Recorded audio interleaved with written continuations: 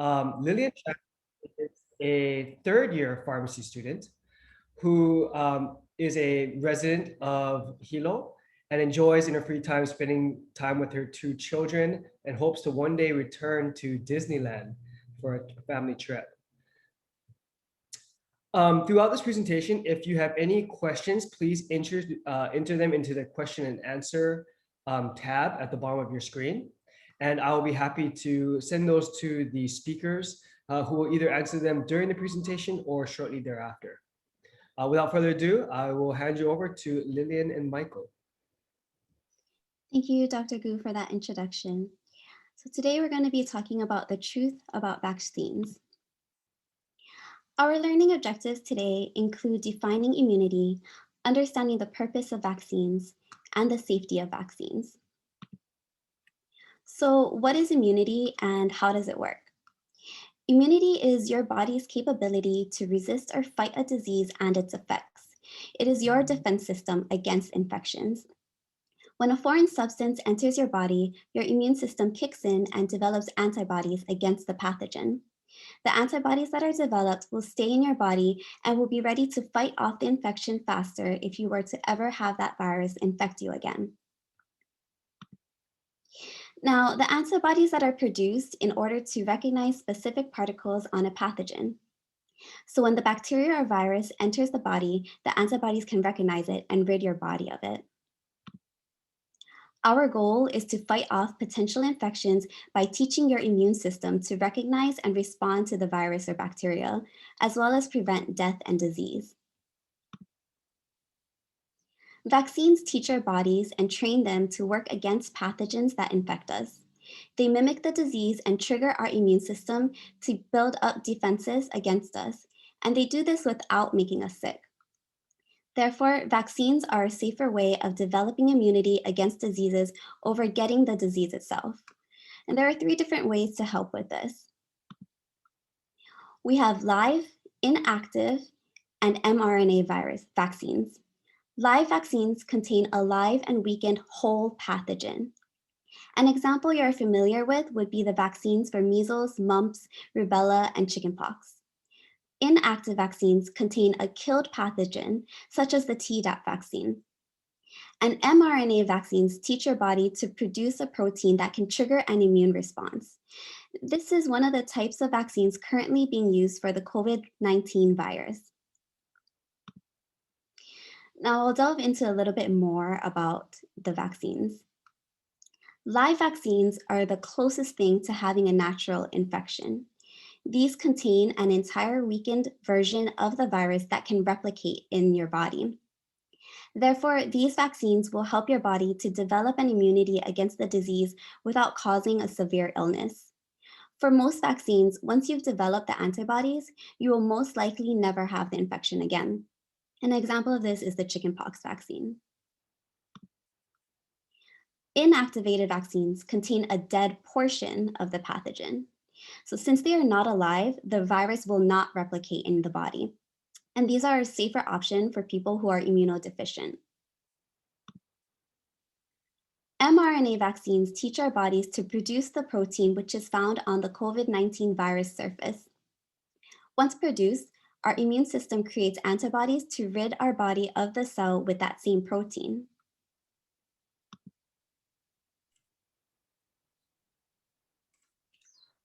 Like any medicine, vaccines are associated with side effects. Short-term side effects include low-grade fever or chills, pain and redness at injection site, headaches, fatigue, and muscle aches. These typically go away within 24 to 48 hours on their own. But what about the long-term side effects? Recently, there's been a growing concern that vaccines can cause developmental disorders in children. The source of this concern can be traced to a study done by an individual named Andrew Wakefield. In the late 1990s, Andrew Wakefield, who's a physician at Royal Free Hospital in London, published an article in The Lancet claiming to have found the explanation for autism in the measles virus. His work, which focused only on 12 children, promoted a non-existent connection between autism and the MMR vaccine. It propelled Dr. Wakefield to notoriety and turbocharged an anti-vaccine movement, which involved many high-profile celebrities such as Jenny McCarthy and Jim Carrey. However, in 2005, an investigative reporter alerted the Lancet's editors that Wakefield's study had been flawed by severe research misconduct. After investigating the matter, the Lancet retracted the article, and the British Medical Association took disciplinary actions against Dr. Wakefield. Since the Wakefield report, any direct connection between autism and the MMR vaccine has been discredited by dozens of studies investigating the relationship between autism and the biological effects of MMR and the mumps virus. One such study is a meta-analysis done in 2014, and which was then published in a scientific journal called Vaccine. This meta-analysis involved 10 studies covering more than 1.2 million children. The results of this analysis found no links between autism and MMR vaccination, or to vaccine ingredients such as thimerosal, nor to vaccination generally. There's also been concerns of long-term side effects from ingredients found in vaccines. Ingredients in vaccines serve a specific purpose. They provide immunity, keep the vaccine free of contaminants, as well as keep it long-lasting. Some vaccines contain trace amounts of substances that could be harmful in large doses, such as formaldehyde, aluminum, and mercury. But the amount used in the vaccines is so small that the vaccines are completely safe. Take formaldehyde as an example, which works in the vaccine as a preservative. If you're concerned about formaldehyde in vaccines, consider a pear. A 200-gram pear contains 12,000 micrograms of formaldehyde naturally. On the other hand, vaccines contain up to 100 micrograms, which is less than 1% of the formaldehyde found in the pear. And then let's look at aluminum. Aluminum enhances the immunity of vaccines. When we think of aluminum, we think of the foil type that we find in the kitchen. However, the aluminum used in vaccines is completely different. If you look at this slide, pure aluminum is to the left and the aluminum salt, which is the ingredient used in vaccines, is to the right. If you're concerned about aluminum in vaccines, consider this. The average adult intake of aluminum salts is 5 milligrams per day in food and 0.1 milligrams per liter in drinking water. The amount of aluminum in vaccines currently licensed in the US ranges from 0.85 to 0.125 milligrams per dose. Finally, let's talk about mercury, which is an ingredient used to make thimerosal. Since the 1930s, thimerosal has been widely used as a preservative in several biological and drug products, including many vaccines, to help prevent potentially life-threatening contamination with harmful microbes. If you're concerned about mercury in vaccines, consider this. On average, a serving of tuna contains 2 times more mercury than a 0.5 ml dose of vaccine. In large amount, mercury is harmful, but the amount used in the vaccines is so small that vaccines are considered to be completely safe. Now that we've discussed about the truth behind vaccines, what can we do next? First, we need to further educate ourselves. We recommend carefully vetting sources of information and the statements that they're making to ensure that you're getting answers from reliable resources. A reliable source of vaccine information is provided by the Centers for Disease Control and Prevention, CDC for short. It has a website that contains answers to frequently asked questions, as well as information on how to protect yourself and others through vaccines. After educating yourself about vaccines, the next thing to do is to follow the CDC's recommended vaccination schedule. As you can see here on the first column are a list of vaccines. The next column show the range of recommended ages for when to get the vaccine. Looking at the immunization schedule from the CDC, it recommends that both children and adults get a flu shot annually. The reason for this is because each year, researchers put together based on data that is collected late in the year prior, which strains of the flu were dominant. The flu has a sweeping effect across the globe, and the US will look at the strains that were prevalent in Europe, whose flu season hits right before ours. Based on that data, we can expect those strains to affect us. Another recommendation by the CDC is for anyone ages starting from 9 until the age of 45. The HPV vaccine was developed to prevent cancer-causing infections and cervical precancers.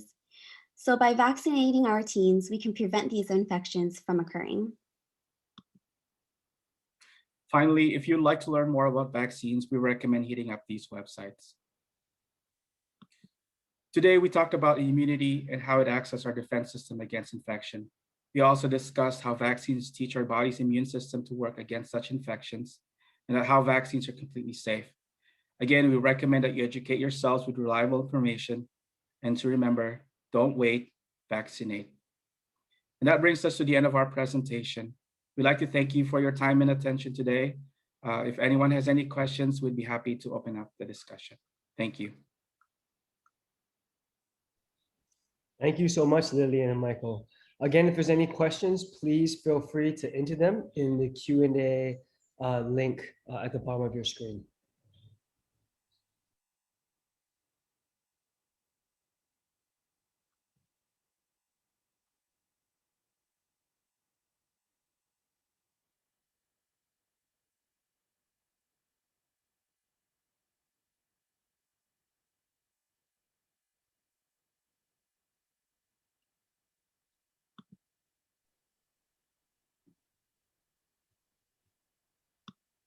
A question that came across in the chat was, can a vaccinated person still spread COVID? And the answer to that question is, at this point, we don't know for sure. The reason being, the studies on the COVID vaccines in particular looked at the incidence of symptomatic disease, not necessarily whether or not the virus was present in the vaccinated individual. Now, that being said, there are studies that are currently being conducted to investigate that. And theoretically, your rate of spread would be much lower because, again, COVID is primarily spread through airborne transmission. So when you cough or sneeze, and if you don't have symptoms, you won't be coughing or sneezing. So in layman's terms, you'll be keeping your germs to yourself for the most part. A question was, did the vaccine studies on autism look at certain vaccines, or did it look at the effect of multiple vaccines versus the autism rate?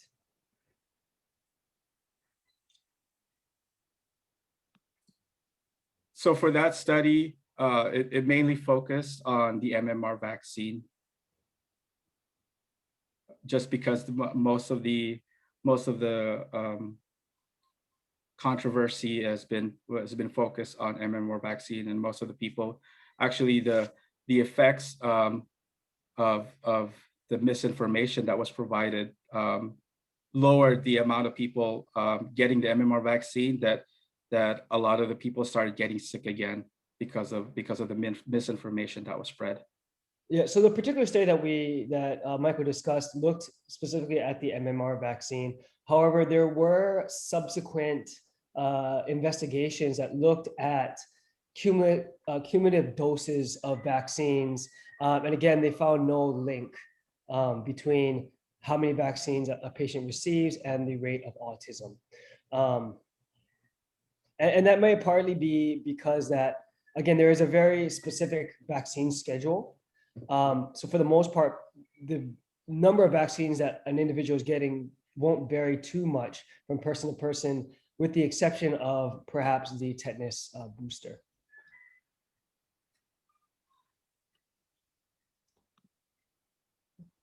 Another question is, where did the pair get the formaldehyde, soil or pesticide? So formaldehyde occurs naturally. It can be found in the air. It can be found in the soil. So the air we breathe right now has formaldehyde in it. So it just basically accumulates as a natural process for the pair.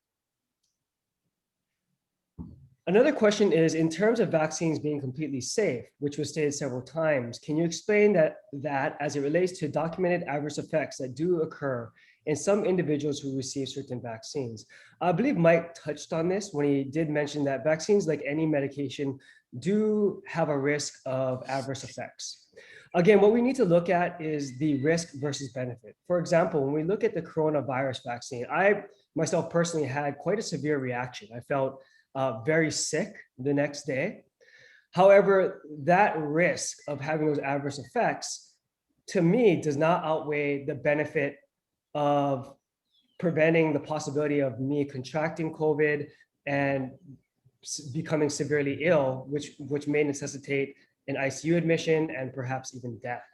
So again, the adverse effects associated with vaccines, although not to be taken lightly, and that's why there are such stringent reporting systems in place for vaccine administration, as we've seen, don't outweigh the benefit Remember, a lot of these diseases that we're vaccinated against could have the potential to be fatal. So another example is currently, how long does research show we keep the antibodies after being vaccinated? Well, that depends on the vaccine and also the individual. For example, the hepatitis B vaccine, which is a series of 3 vaccines, is supposed to confer lifelong immunity. Me in particular, my body, for some reason, likes to clear the antibodies. And so whenever I go for another job or need to get blood work done, I end up having to be revaccinated because my body has cleared the antibodies to hepatitis B in particular. So it does vary depending on the vaccine, the disease, as well as the person.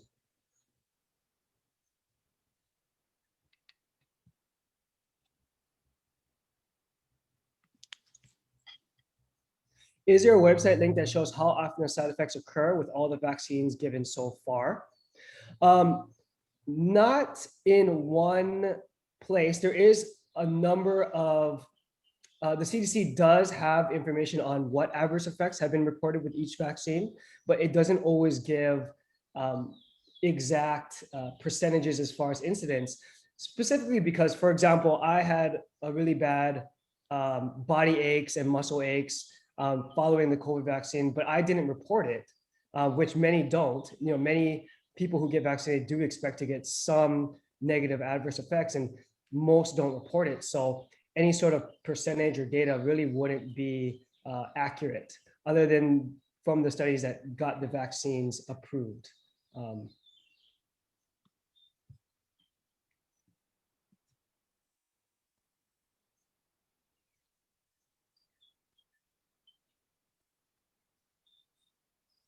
We'll just give a couple more minutes for any other questions that the audience may have.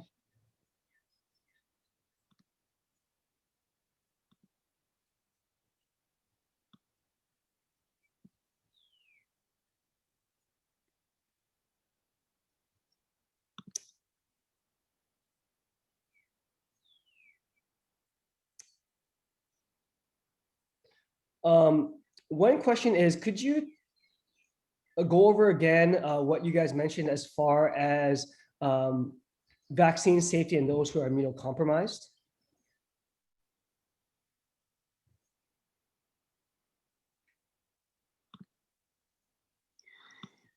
So for patients who are immunocompromised, maybe they have HIV, things like that, the inactivated vaccines are a safer option for them because it contains a completely deadened version of the virus.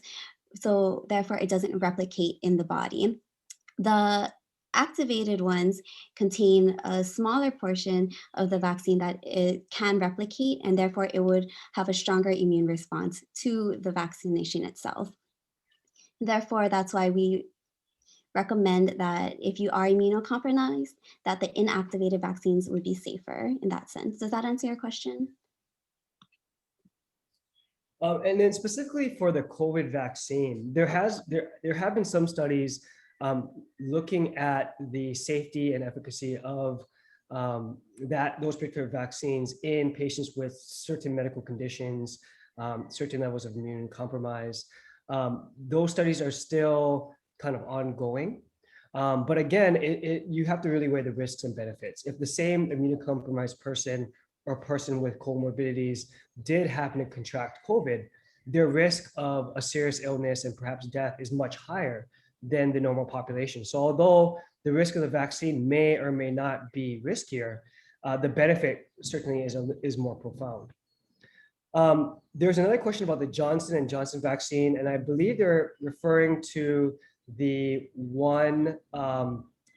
rare side effect of clotting that has been seen. Now, the CDC is still investigating whether or not, because it's at this point, 1 in less than a million, it's really hard to determine if indeed there is any link between the vaccine and that condition. Remember, we're monitoring patients who get vaccines more carefully than we are the general population. So again, we can't know for sure at this point if the two are linked. But what that does, the reassuring about that about that is that it shows that we really are doing a good job of monitoring the safety of these vaccines. That we really are, our reporting structure for adverse effects is working. Can you say anything about the proper way to exercise arm after the vaccine to prevent soreness?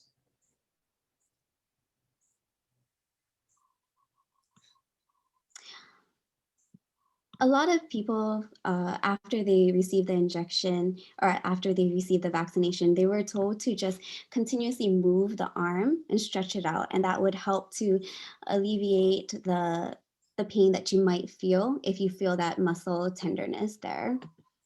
Some people also would take Tylenol if they needed it.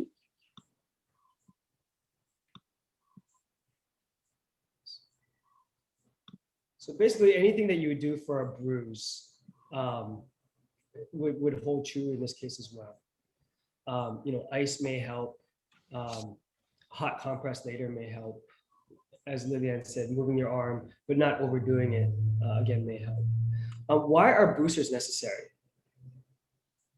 So again, this relates to the type of vaccine, and some vaccines elicit a stronger, more profound immune response than others. Those that don't elicit quite as strong as an immune response may need a booster to strengthen that, the production of antibodies that will protect you against the disease.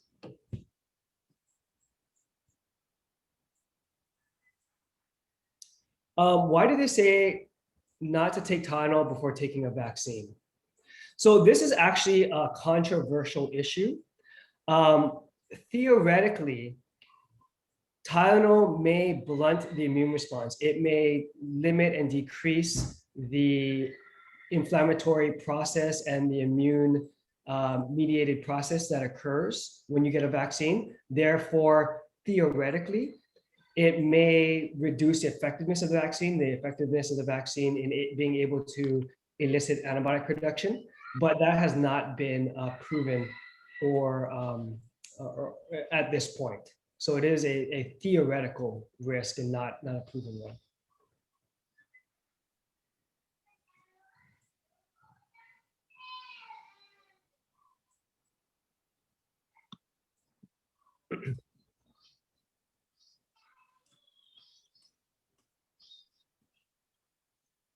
Okay, well, thank you so much for your attention and joining us today. We hope to have a lot more of these webinars on a regular basis, and we do appreciate your support. And great job, Lillian and Michael. So thank you guys, and have a wonderful day. Thank you, everybody.